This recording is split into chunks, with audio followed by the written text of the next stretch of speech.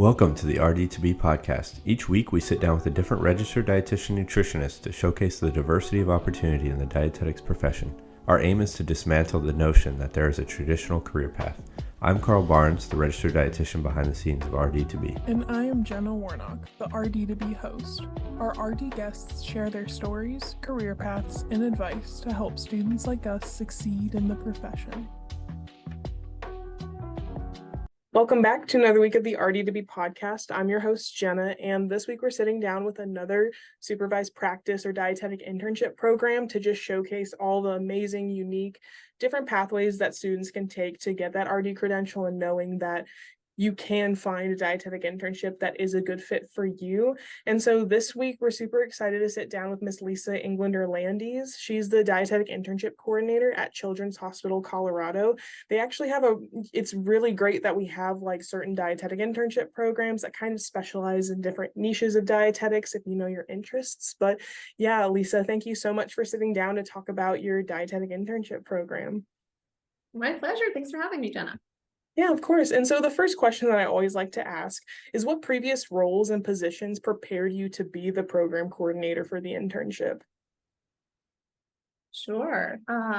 So I took kind of an indirect path to get here. Prior to becoming a dietitian, I worked in a few different roles that involved program coordination in the health sector, including a nonprofit where I worked with refugee health accessibility and community health programs. In West Africa with Peace Corps also. And then I went on to get a master's in public health along with my dietetics training. I did a coordinated program. And that degree really helped me to learn to look at the big picture when I'm looking at program planning. And I think was really useful in the type of work that I'm doing now. And then immediately prior to my current role, I was working as a pediatric clinical dietitian for about 6 years. And that experience has really been enormously useful, as I can really relate to what our interns are learning and going through in our clinically focused program here.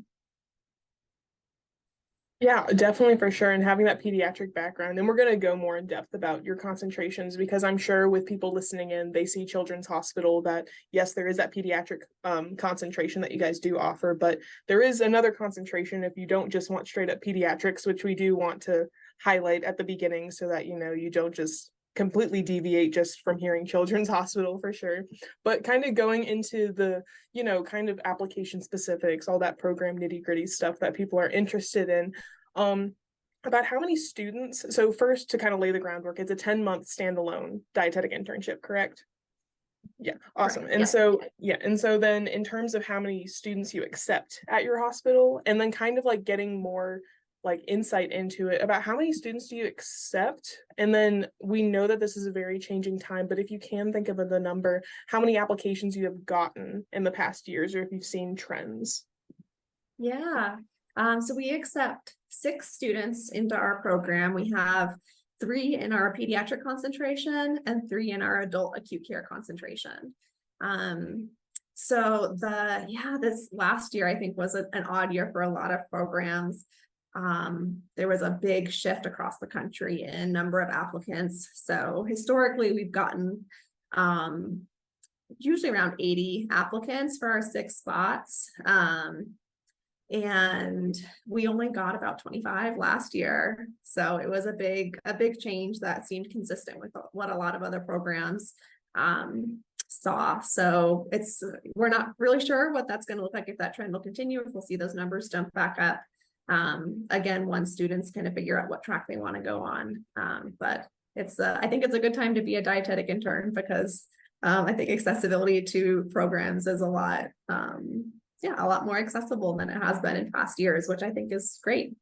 Yeah, and I cannot agree enough with that statement, because I've been interviewing a lot of program directors, and every single one, they're like, yeah, this is the year that it's just plummeted. And then again, like trying to be positive, it's like, yeah, but the listeners, don't worry, because you have a higher chance of like that spot and stuff, because yes, it's a transformative year. And yes, even like sometimes it's like program directors and students at the same time don't know what they're doing or like what things are going to look like. But like, it's great to just kind of embrace that change and see, like taking advantage, if you can say, about the situation. And if there was that super competitive program that you wanted to go into where which is crazy because, like, before it was like 80 applicants for 6 spots. That's like, again, less than, like, I don't know statistics, but it's very low percent chance compared to going all the way down to 25. So hopefully, again, like after this transition period, we can see, again, like we won't know until we see, but again, it's like we always like to ask that question just to kind of, get the program director's perspective, but also just to kind of,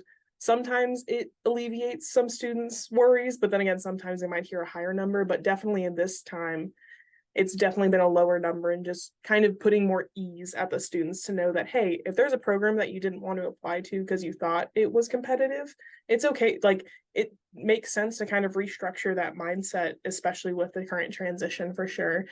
But the next question, and so the next question I had was mainly, again, like we mentioned, how it's a standalone 10-month dietetic internship. And so we're on the topic of the 2024 changes and this being a transformative time period. Will you guys require a master's degree prior to the start of the dietetic internship? So currently we do. We are exploring options to add a master's track in the next couple of years. We're really wanting to be thoughtful and intentional about how we do that. So it's, keep to be determined, stay posted. So this next year, probably yes again, but that might change in the coming years because we really, we're trying to explore all of the options possible to make our program and entering the career of becoming a dietitian as accessible as possible. Yeah, no, absolutely. And so regarding that graduate degree, do you recommend students to pursue a specific type of graduate degree, or would you just kind of keep it open as like, hey, the world's your oyster? Do you have any insight into that? Yeah, that's a great question. Our program is really heavily clinically focused. So some sort of experience in a clinical setting is useful, mostly because it helps students to know that this is going to be a good fit for them as a program as well. And it's going to be, 10 months in mostly clinical settings is going to be something that they're really going to enjoy and find useful and a good fit for them. But I don't think that necessarily has to be their master's degree. We've had a lot of students come through our program who are coming in from very different careers in publishing or in other medical fields or in teaching, and they bring a lot of really strong experience with them. So I think as far as the master's degree, any degree that really helps you learn to think critically, pay attention to details, evaluate literature, is useful. So I don't think it necessarily has to be in one specific area. I love that about this requirement, even though it's I think challenging in a lot of ways to have this new master's requirement. The fact that it is open is really useful because dietitians can work in so many different settings, and there's so many different skill sets that can be useful for us. Yeah, for sure. And I love how you mentioned how, like, hey, kind of using that master's degree, not necessarily to keep on drilling into nutrition, but just as long as you get that foundational skills of like critical thinking and like more so those transferable things that allow you to move from place to place, especially in your internship, I think is a really great thing to like highlight, because of just, again, we're in this period where a lot of people don't know what to do or like don't know which path to take, but it's the pro and again the con, because again, decision paralysis, but it's a big pro of just like you have so many options, so you can really go to where your interests are, but then also having to like narrow it down to just one. But then again, it's like there's so many different paths you can take as a registered dietitian that, as long as, like with what you said, as long as you choose a graduate degree that prepares you to review literature, critically think, and like apply that in multiple settings, you'll be golden for wherever you go, which I think is a really great thing to highlight and is really, really great. And so going again, like kind of going back into your program specifically about what it covers regarding pediatrics, the pediatrics concentration and the adult acute care concentration. First off, those are two really unique and like awesome concentrations that not a lot of programs have. And so can you describe first why, I mean, again, like in the name of Children's Hospital, that can explain the pediatrics, but like kind of why your program decided to offer these two concentrations specifically? Sure.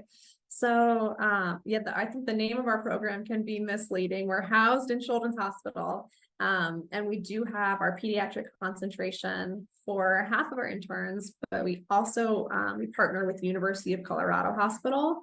And with both concentrations, we really place a strong emphasis in preparing our students to work with individuals across the lifespan.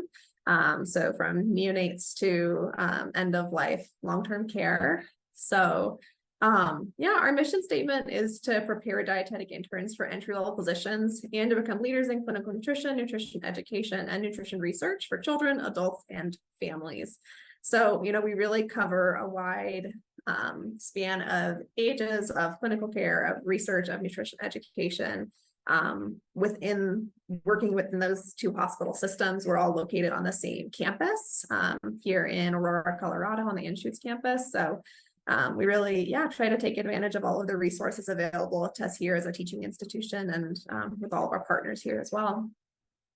Yeah, awesome. And it's definitely like great to take advantage of like the location you're at and being able to collaborate to kind of expand not only the knowledge base that your interns get, but also letting them know, hey, yes, we are a children's hospital, but just dismantling the fact of it's not just a children's hospital you're working at, you're getting a diverse education along more than just one age group. You're getting it across the lifespan, which is great. And regarding how the concentration is incorporated into the rotations, would you say it's like mainly in the clinical side of the rotations or food service community? Like where does it kind of fall in line with the rotations? Sure. So it's mostly in clinical areas. So our students spend 5 to 6 weeks in their non-concentration clinical rotation. So our adult acute care interns will spend 5 to 6 weeks in rotations at Children's Hospital. And then vice versa for our pediatric interns at University of Colorado Hospital. And then they spend about 20 weeks in their primary concentration area in clinical rotations there. And then the remainder of the weeks over those 10 months are a variety of other areas of nutrition. There's so many different areas that dietitians can work in.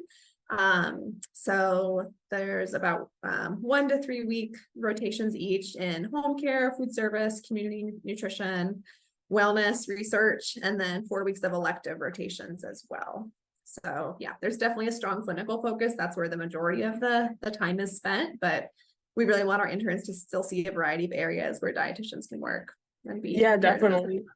Yeah, no, definitely. And it makes sense to have that like clinical foundation. Even I've learned this recently where like I'm not particularly interested in clinical, but the more that I've spoken to people and the more like experience I've gotten, having that clinical foundation, it transfers so much into so many other different facets of dietetics where it's like, yes, a lot of programs may be clinically focused, but they're clinically focused for a reason, because that's where you get the majority of your knowledge, the majority of your critical thinking, the majority of like thinking on your feet. And so like, I mainly just like to highlight that where yes, 5 months of clinical may sound like a lot because it is, but it is a lot because it's there for a reason, and they want, you want to make sure that they have all the knowledge and all the resources that they need so that wherever they do go, they can either keep going clinical or they have a strong enough foundation that wherever they go after that, they're good, ready to go, know their MNT, know all that good stuff so that they're set up for success, which is really great. And so one clarification question I had is you mentioned how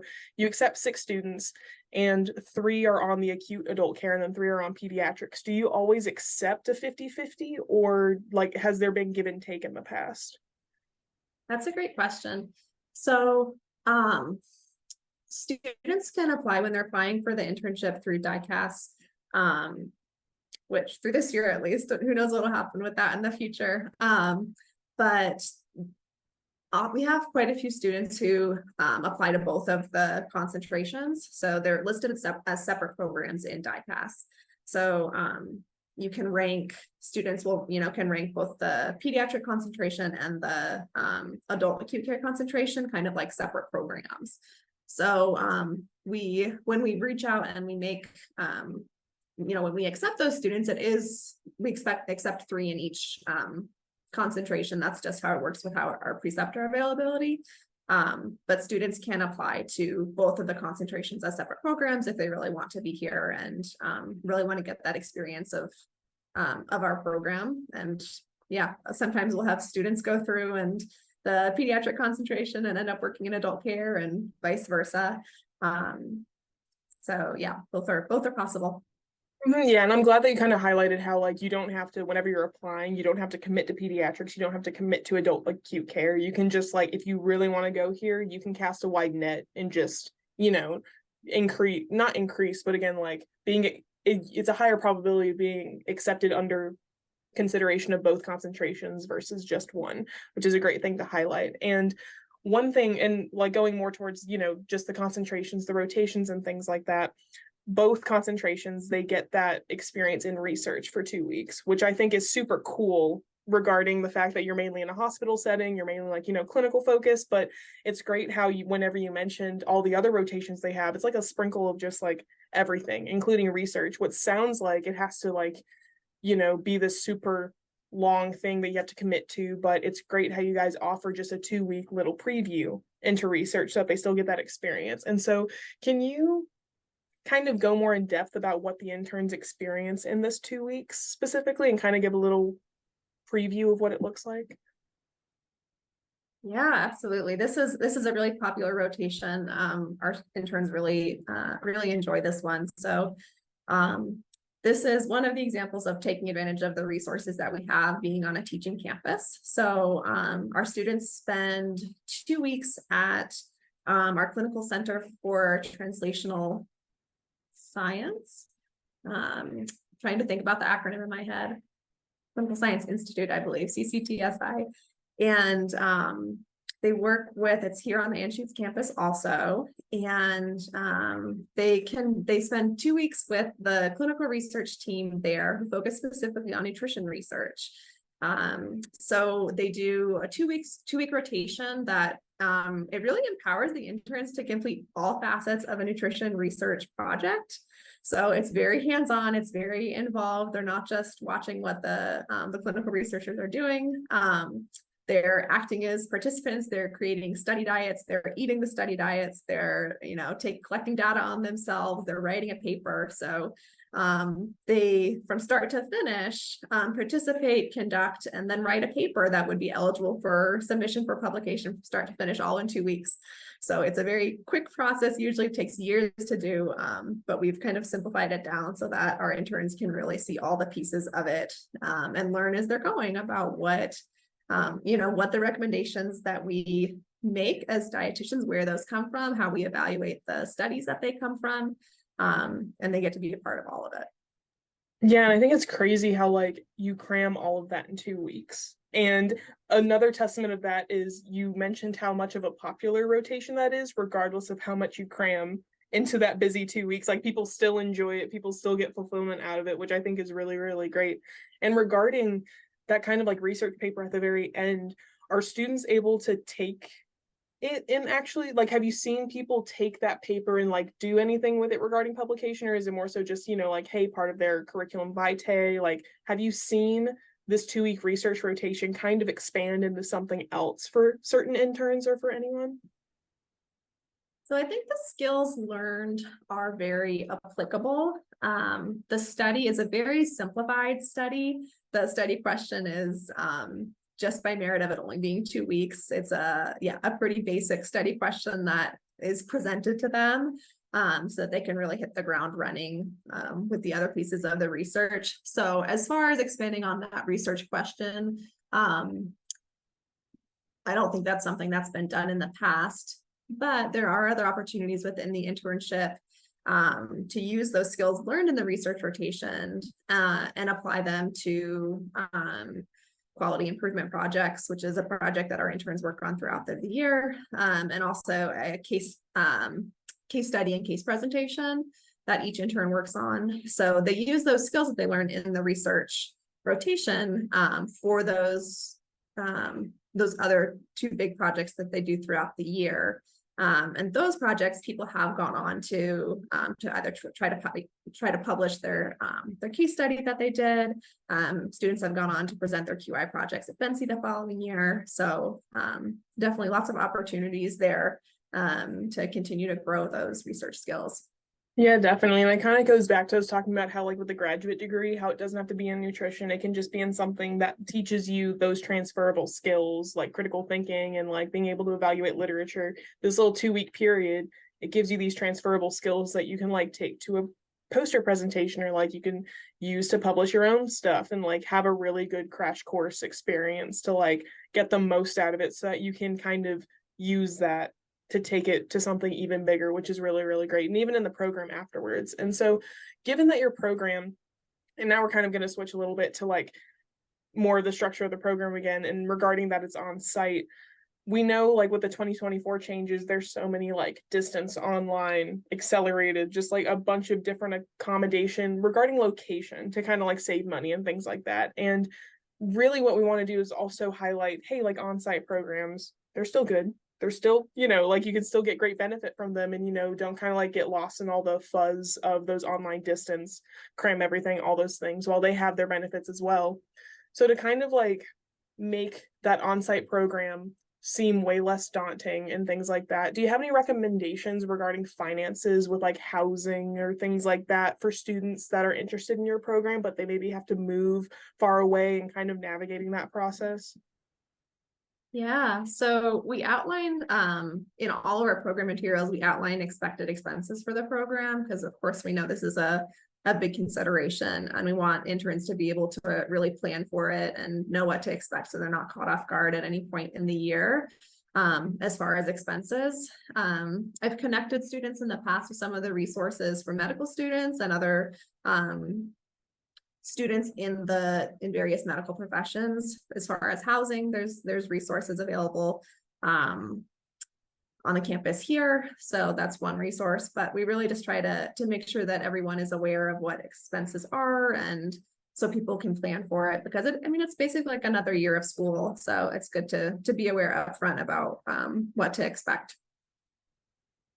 Yeah, definitely. And kind of having that open communication, like it's letting you know that you're not just like thrown out into the wolves. It's like you have a support system, you have all these resources, and you don't want to hide anything from them, because like you want them to come in prepared and not have anything catch them off guard. And kind of like going more into that topic of like supporting your students, giving them those types of resources. Are there other ways, or like other certain things that you do to support your students throughout the program? Yeah, absolutely. We really try to place a lot of emphasis on this. This is an area that's really important to us.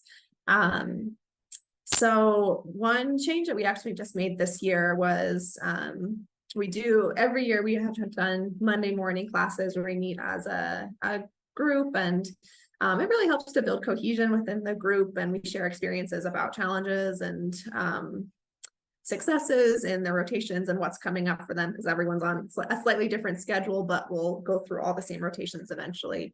But we also, this year, we gave interns Monday afternoons off to have a little bit more work-life balance and time to complete preparatory work for rotations and some of that project work, so that it's really not having to be done outside of internship hours, to help people find a little bit more balance. For those folks that work, it definitely helps to, outside of the internship, helps to give them a little bit more balance as well. So we'll see how that goes this year, but it seems to be a positive change. As far as other support areas, we have a mentor program. So we connect all of our interns with a mentor for the year based on shared interests. They have a lot of different preceptors. They moved through a lot of different areas this year. So we try to, we connect them with someone with similar interests, so they really have one person that they can go to with questions and career guidance that's consistent throughout the year as well. I do one-on-one meetings at least monthly with the interns as well. So I'm of course available if anything comes up other than that, but we plan in time to make sure that we can touch base about what's going well, if there's any challenges, making sure that they're being addressed in real time. And we do those. One benefit of doing that and on-site programs, we get to do those meetings in person, which I think makes communication just, a little bit easier. And then I think there's fun experiences about being on site on a school campus, and also at a children's hospital, that I think just helps to build some group cohesion and bring some levity to a challenge. What's the challenging internship year? So For example, we have a staff Halloween flash mob coming up for Halloween, where different departments dress up and they do a flash mob in the lobby of the hospital for all the kids here. And there's food trucks on Wednesdays, and just little things like that, I think, make it a fun place to be.